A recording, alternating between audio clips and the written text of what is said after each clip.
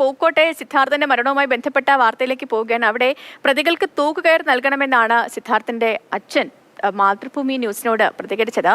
മുഖ്യപ്രതികളിൽ ഒരാളായ സിദ്ധാർത്ഥന്റെ കൂട്ടുകാരനായ അക്ഷയെയും പ്രതി ചേർക്കണമെന്ന് അദ്ദേഹം ആവശ്യപ്പെടുന്നു. അവസാന 3 ദിവസവും സിദ്ധാർത്ഥനോടൊപ്പം ഉണ്ടായിരുന്നത് ഈ അക്ഷയാണെന്നും അച്ഛൻ ജയപ്രകാശ് മാതൃഭൂമി ന്യൂസിനോട് പ്രതികരിച്ചു. അറസ്റ്റ് ചെയ്യപ്പെട്ട പ്രതികളുടെ മേൽ നിലവിൽ ഗൂഢാലോചന കുറ്റം ചുമത്തിയിട്ടുണ്ട്. പക്ഷേ കൊലപാതക കുറ്റം ചുമത്തണമെന്നാണ് കുടുംബത്തിന്റെ ആവശ്യം. സിദ്ധാർത്ഥിന്റെ അച്ഛൻ തന്നെ ഇപ്പോൾ നമ്മോടൊപ്പം ഉണ്ട്. ഗൂഢാലോചന കുറ്റം കൊണ്ട് മാത്രം കാര്യമായില്ല, കൊലക്കുറ്റം തന്നെ ചുമത്തണം. അപൂർവങ്ങളിൽ അത്യപൂർവമായി നമ്മൾ കേട്ടിട്ടുണ്ട്. അത് തന്നെ ചേർത്ത് പോകണം, എന്നാൽ മാത്രമേ അവർക്ക് കൊലക്കയർ കിട്ടുള്ളൂ. കൊലക്കയറിൽ കുറഞ്ഞ ഒരു പ്രതീക്ഷ ഒന്നും ഞാൻ ആവശ്യപ്പെടുന്നില്ല. ഈ 18 പേർക്കും കൊലക്കയർ തന്നെ കിട്ടണം. അതിനുള്ള വകുപ്പുകൾ തന്നെ ചേർക്കണം. ഇത് കിട്ടിയില്ലാന്നുണ്ടെങ്കിൽ, ഇങ്ങനെ ഒരു രീതി കിട്ടിയില്ലാന്നുണ്ടെങ്കിൽ നമ്മൾ സമരമായിട്ട് തന്നെ പോകും.